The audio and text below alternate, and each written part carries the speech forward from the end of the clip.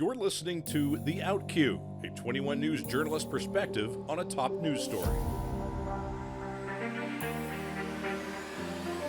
Good morning. It is Thursday, February 27th. I am Assistant News Director Justin Mitchell, and this is The Outcue.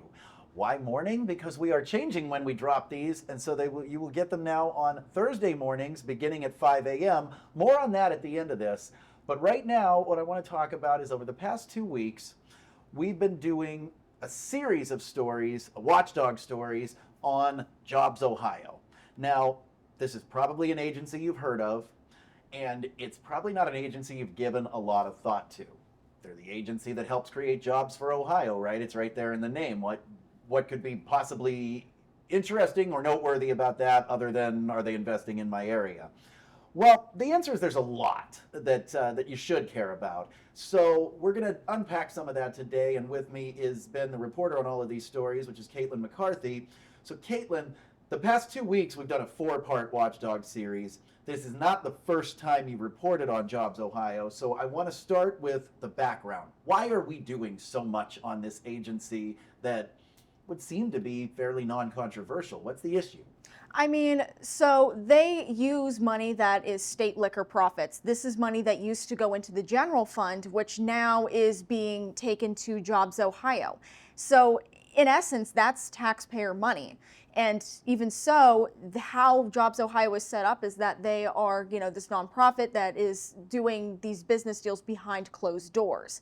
So it's a lot of just trying to see why they do it that way. And there's been a lot of concerns that were raised across the political spectrum. So talking to those people, and that's honestly, it all goes back to that transparency point in every single one of these pieces. So basically, JobsOhio's formed back under the Kasich administration, and they can make the argument that everything they do is private and not subject to public records law, and that is legally true, but the thing that makes it legally true is that the law that created JobsOhio just took a big chunk of public money and said, now you're private.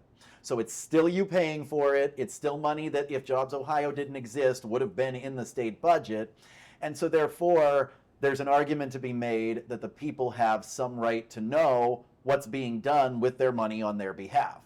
Yeah, and I know a lot of it too is some of the lawmakers that I spoke to. In fact, I just spoke to Jay Edwards. One of his big concerns that he was telling me about is who gets what money. It seems like that certain areas and groups in Ohio, they seem to be getting more money than other areas, and the Mahoning Valley was one of the ones that we were seeing not as many people were coming in, and that's why they brought Lake to River, or they say that's why they brought Lake to River to this area, and I guess now we're just kind of trying to see what happens. So basically this stuff is important because they are working ostensibly for you, but are not answerable to you as the public.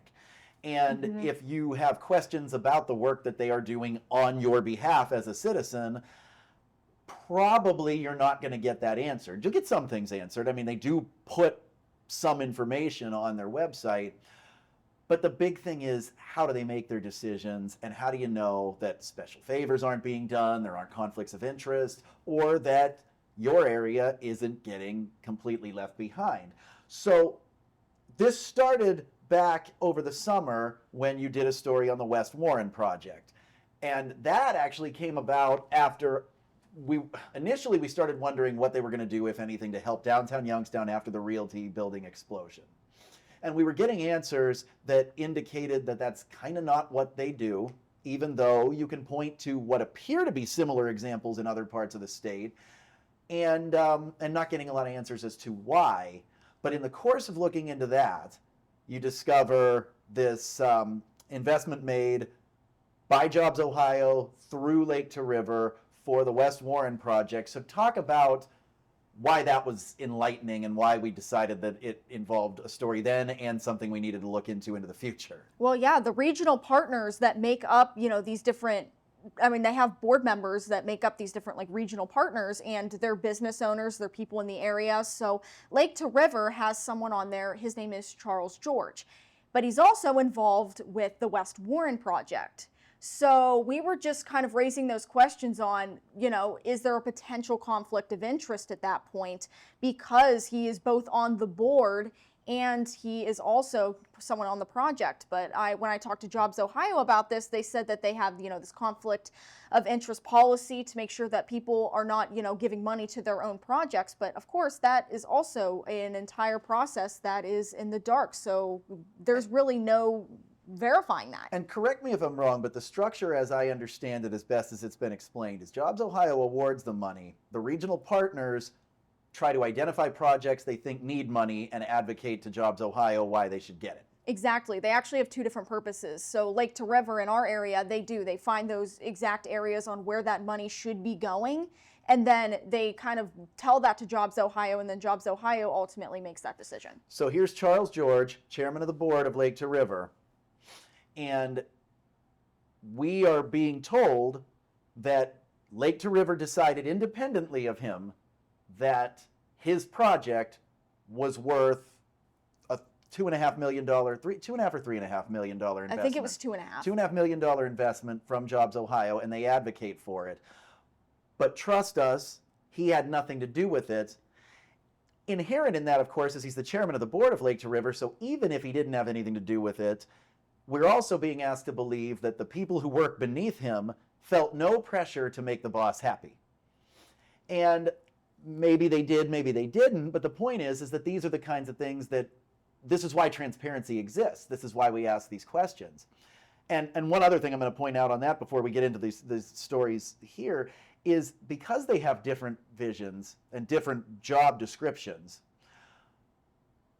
did we ever get a good answer from anybody as to why? So we know that JobsOhio says that they have proprietary information that has to be kept secret. And that Lake to River just advocates for these projects, but the money's awarded from JobsOhio. So if Lake to River's not actually making the decision on awarding the money, then why would they have to shield their discussions about the project if they don't actually award the money? Yeah, so actually I spoke with Alexis Sweeney-Blacon. She is the interim CEO of Lake to River, and that's what she said, that they are still underneath that, law for JobsOhio. So yeah, it's legally, they don't have to share that kind of information. It all falls under the same umbrella, even though they do two different purposes. They're still regional partners with JobsOhio, so it puts it into that same exact category.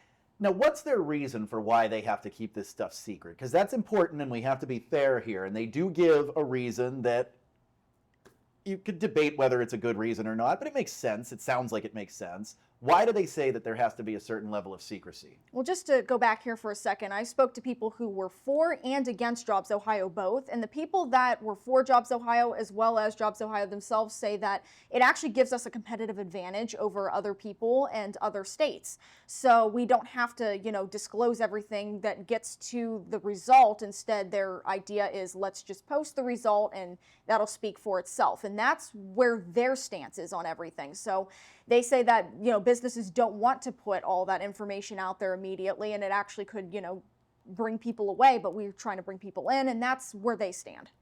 And so the counter argument to that then is, how do we know that the decisions JobsOhio makes actually were the deciding factor in any of this, or even a deciding factor, without being able to know what went into the decision-making process?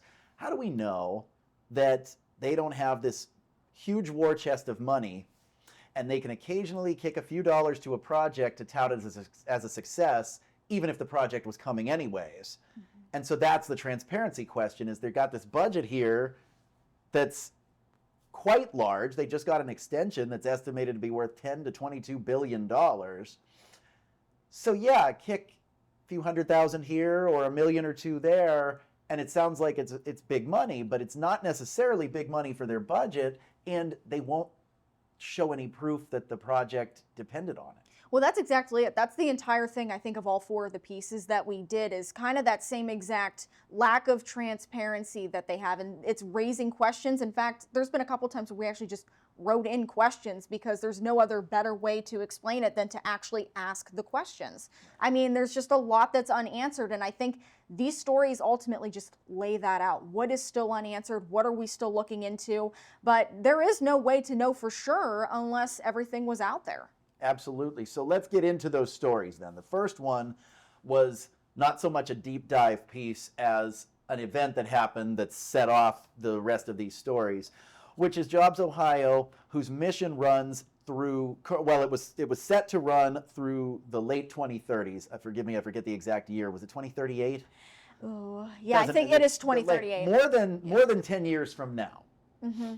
And they decided they were going to ask for a 15-year extension already, now.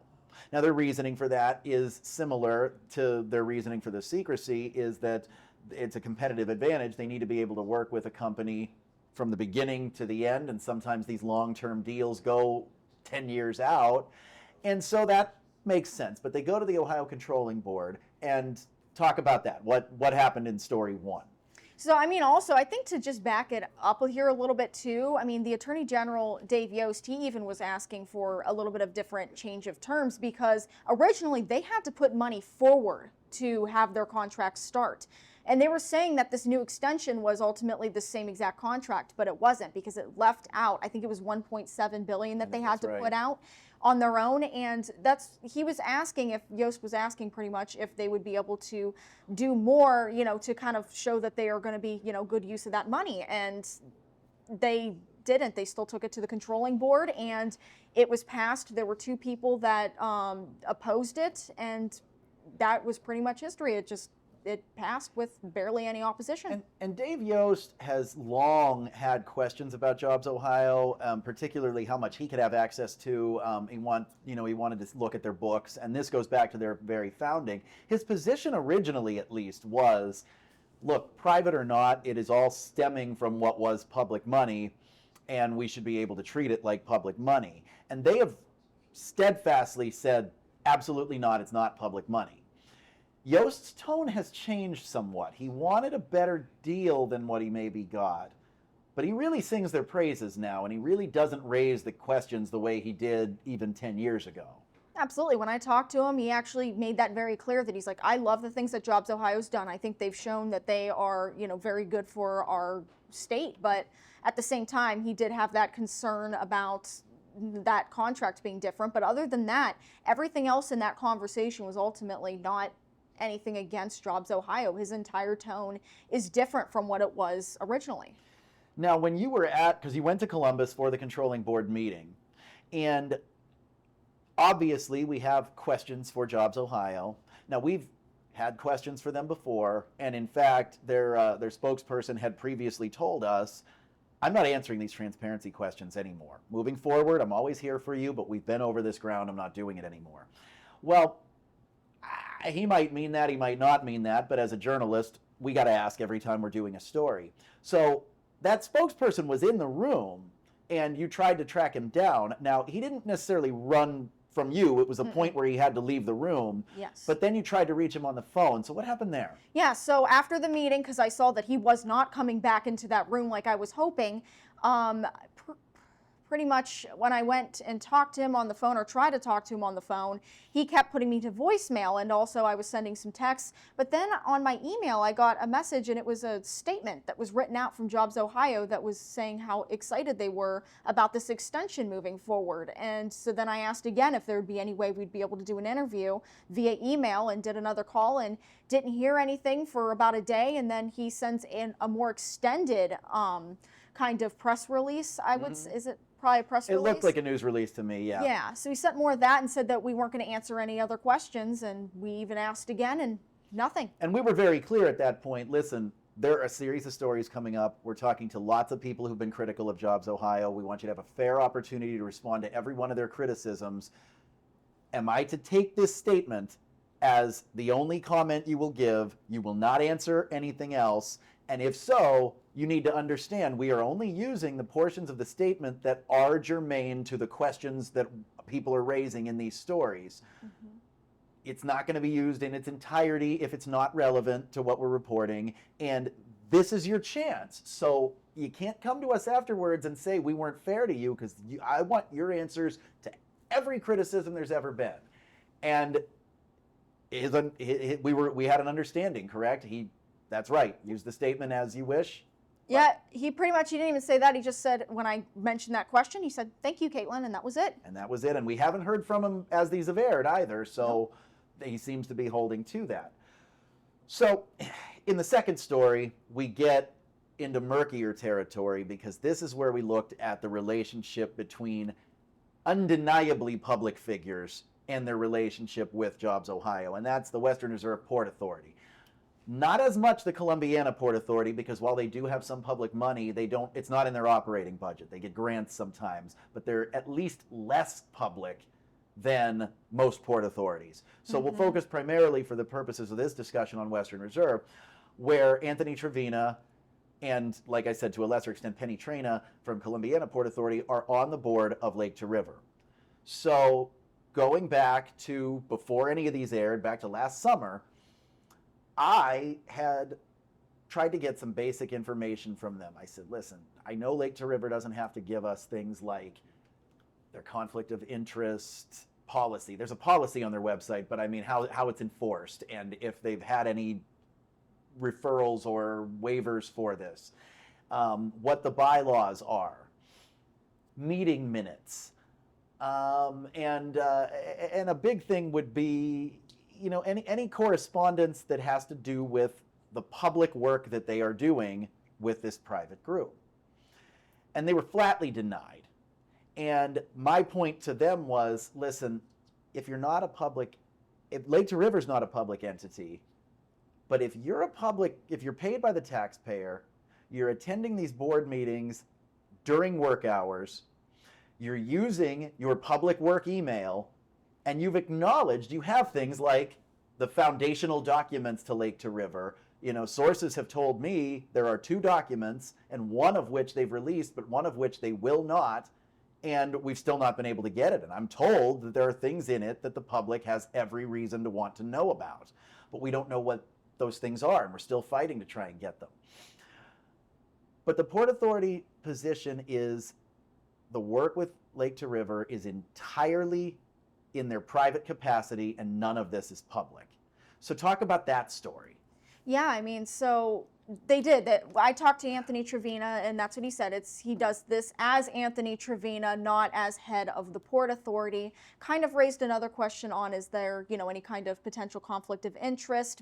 But I also was told by Alexis Sweetie-Blacon that they have 2 different purposes, but they are both economic development groups. So, I mean, it was a lot of just asking those kind of questions to try to figure out if, you know, there is that potential conflict of interest. And I'm not suddenly texting and losing interest. I wanted to read something here because this is interesting. Here's from the homepage of the Port Authority with what they do. Western Reserve Port Authority combines leading-edge financing tools, consulting services, and partnership opportunities into a unique suite of development solutions for business, government, and nonprofit institutions. Whether you're a company or nonprofit seeking ways to finance growth, a developer looking for help with the public infrastructure needed to move your project forward, or a governmental entity searching for ways to retain or attract jobs and development, our professional, experienced staff is eager to put our solutions to work for you. Okay, that's the Port Authority. Here's Lake to River.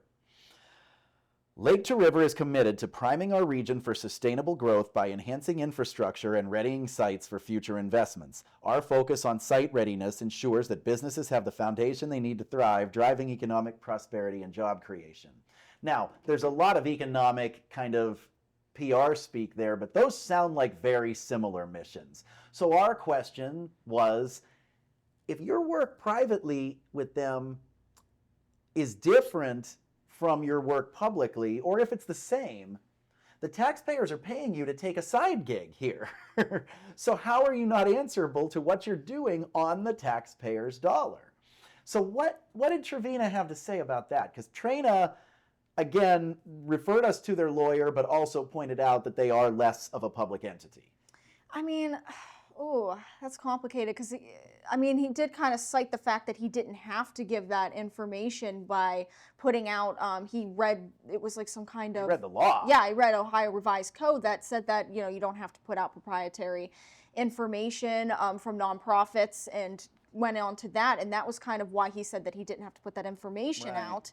But I think he relied on that they have different missions and that they don't clash and that there's no conflicts, but again, we have to take them all at their word for that. Yeah, I mean, he did. I mean, they still did say that, yeah, there's still two different missions and still kind of just stayed on that same track, but... And he gave an example of when the Port Authority is voting on something that has to do with one of his, like with his business, that he recuses himself, and that's the way it would work with Lake to River also. Of course, the difference here is I can get the meeting minutes for the Port Authority. I can go to those meetings and I can see if he has recused himself. I can verify that. We can't do that with Lake to River. Yeah.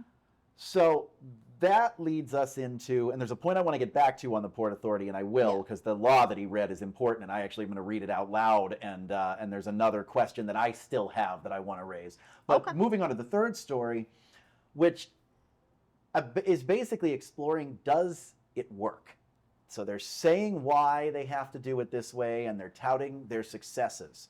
So what do we find there? I know it's not an easy yes or no answer, but they think it's an easy yes answer. Is it that simple? Oh gosh. What? Well, Ohio ranks 36th in the nation for business expansion. Yeah. Ohio has an unemployment rate that is higher than the national average. Mm-hmm. And Ohio, there was a third stat. Ohio ranks among the last in the nation among the lowest in the nation for new businesses. Yeah. Now, and consumer spending. Consumer spending is lower than it and falling from other states in the nation. So obviously you can cherry pick economic indicators, but those would seem to be important ones. Yeah. I mean, sorry, I don't think I understood the question at first. I kind of get it now. So pretty much they have their own statistics that they show on their website, and those statistics saying, you know, Ohio is doing, or some of the top states doing the best at some of the work that they're doing. And there's other statistics, is like some of the ones you read, that aren't showing those same exact results. So a lot of that was going into questions of, what are they sourcing? And then we also talked to some people too on how, you know, you can verify the stats that are put out by JobsOhio. So I think a lot of it started going down to their position is, well, we're giving good results out there, but then there's other results that aren't showing that. Right, and they've been around since 2011, really 2013 they were really up and running, but formed in 2011.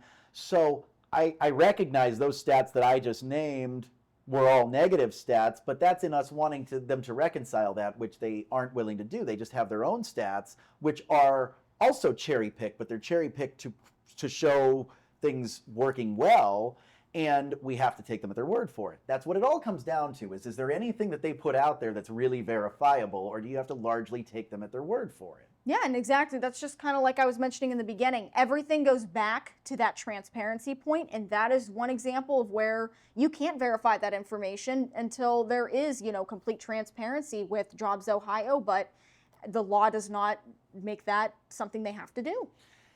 And they're resistant to changes to the law also. There have been attempts, there's been at least one attempt to make their records subject to public records laws, and it died in committee. It was introduced and never went anywhere. Now there's a representative named Tristan Rader who told you that he is looking to bring that concept back. Is he optimistic?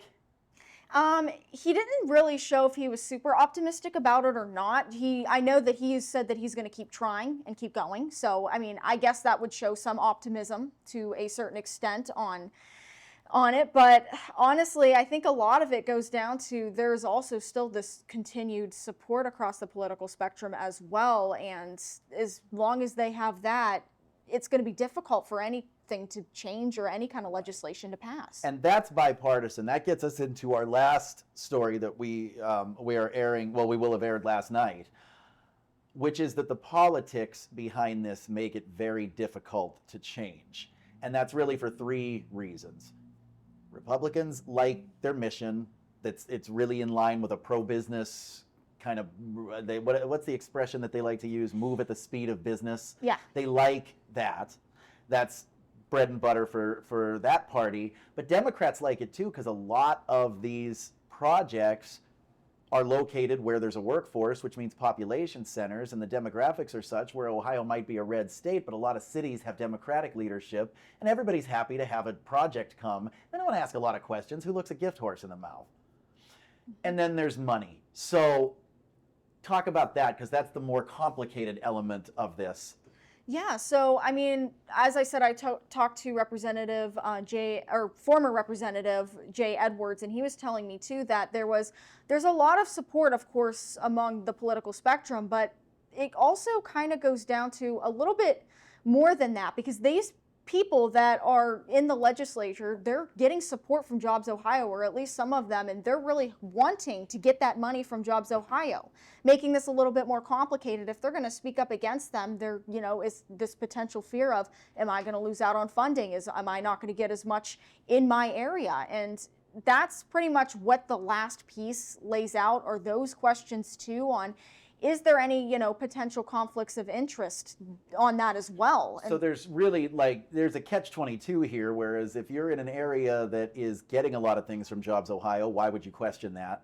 If you're in an area that isn't getting anything from JobsOhio, you don't want to make them mad because you want them to bring you something. So, and plus, as former Congressman Jim Renese told you, there is, I don't want to use the word pressure, but there's certainly support for JobsOhio from the governor's office. And he says he's heard of reps from the governor's office calling representatives and encouraging them to back JobsOhio and back off on criticism. Absolutely. Yeah. I mean, a lot of it goes down to there's not going to be a lot of people that speak up against them because they're afraid of what's going to happen. I mean, JobsOhio is not obligated to give anybody funding.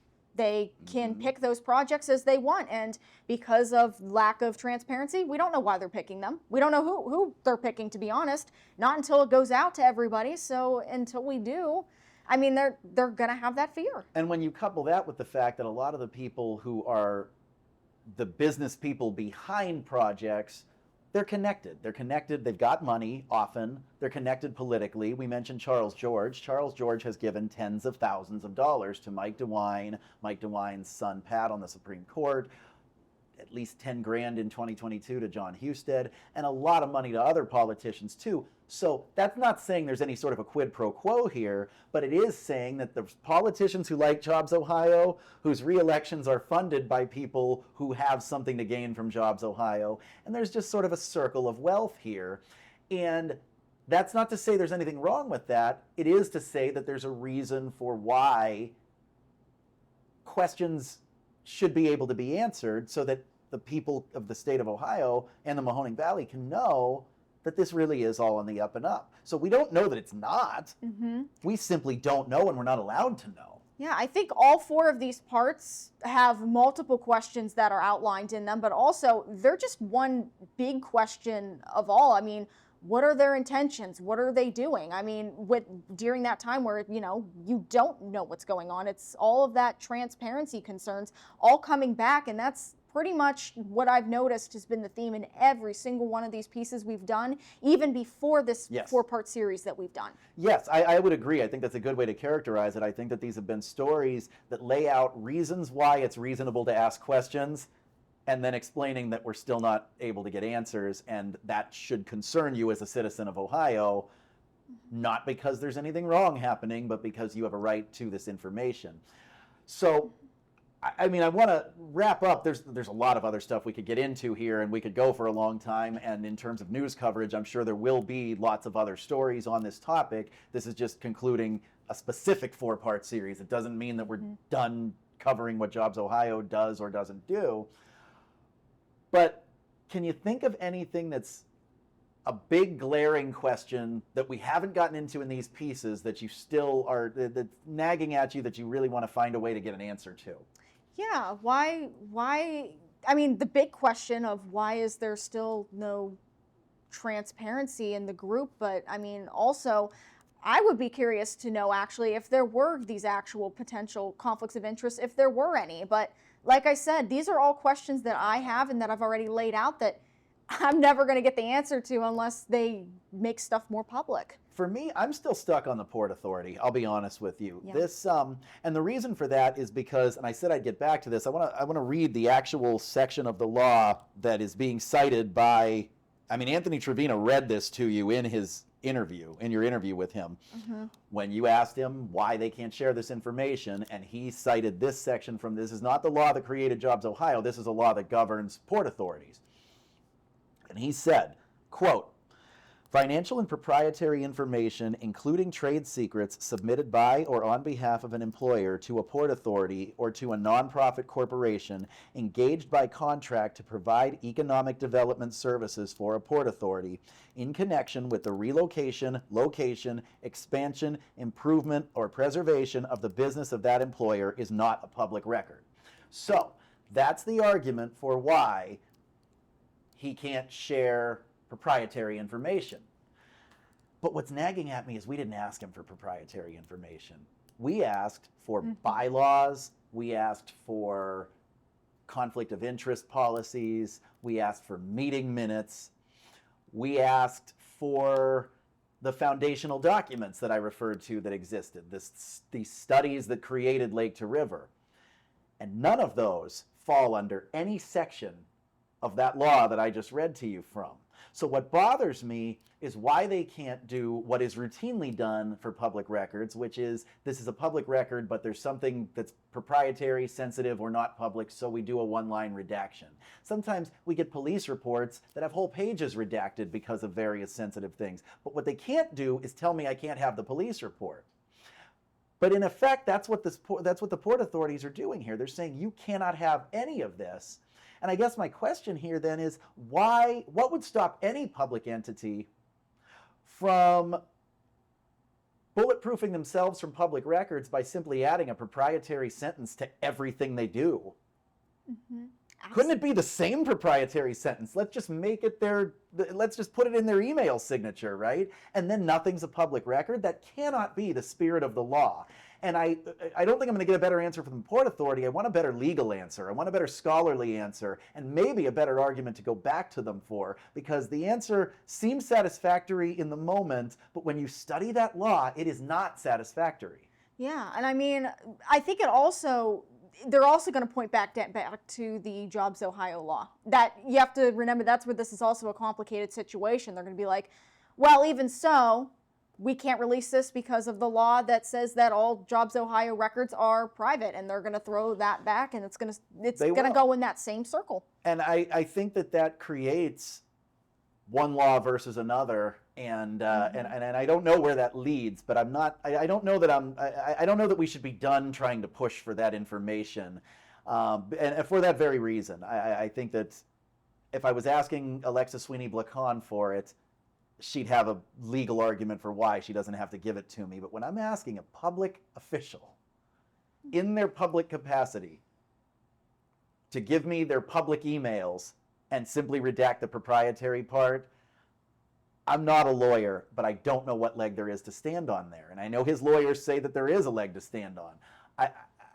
I feel very unsatisfied that we've not been able to get a great answer to that, and I want to keep pushing there, as well as any future investments that they make that we have to look at very, very closely. Yeah.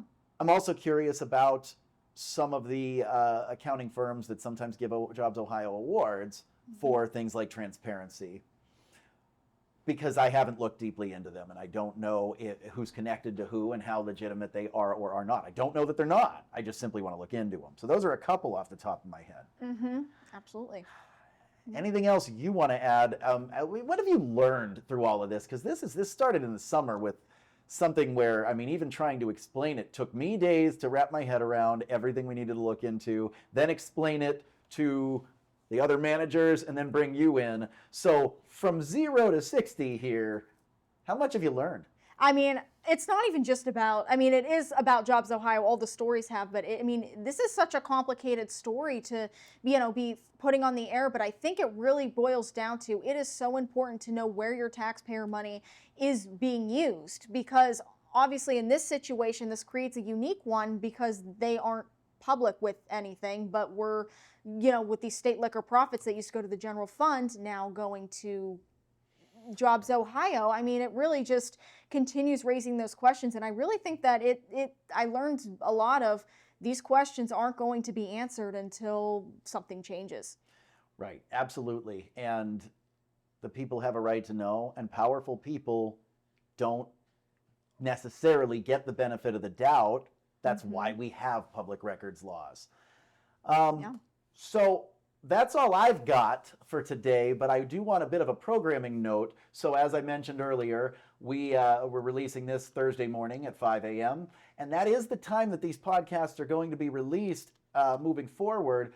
But also, big announcement, we're expanding what we do in this space. So you've come to know us over the past little more than a year for the Outcue, which is a news-based podcast where we sit here and we discuss things specific to topics related to news, stories that we've covered recently, the bread and butter of what I do, the bread and butter of what this station does, looking out for you. But we do a lot more too, and we have a lot more people. So beginning next month, in fact, the next time that you see the Outcue will be next week, but it'll be introducing this concept of new podcasts that we're going to start releasing. And so they'll still be every week. They'll come out on Thursdays. But in addition to the Outcue, which will come out once to twice a month, we will also have, beginning March 13th, The Score with Dana Balash, which will be a sports-based podcast. The Radar with Eric Wilhelm and Andrew DiPaolo, talking about, obviously, weather, and The Vibe, which will be entertainment, events, culture, and that's with our very own Jimmy Wendolek and Jodi White. This will cycle out in that order, give or take. If there's some big news event, we may shuffle that, but this is going to be an exciting expansion in this year to what we do in this space. We hope that you like it, share it, send us emails, tell us what you like, tell us what you want any of us to talk about. You can reach us at news@wfmj.com. You can reach us at watchdog@wfmj.com. You can message us on Blue Sky. You can message us on Facebook, or you can call the newsroom at 330-744-8821. So until next week, this is the Outcue.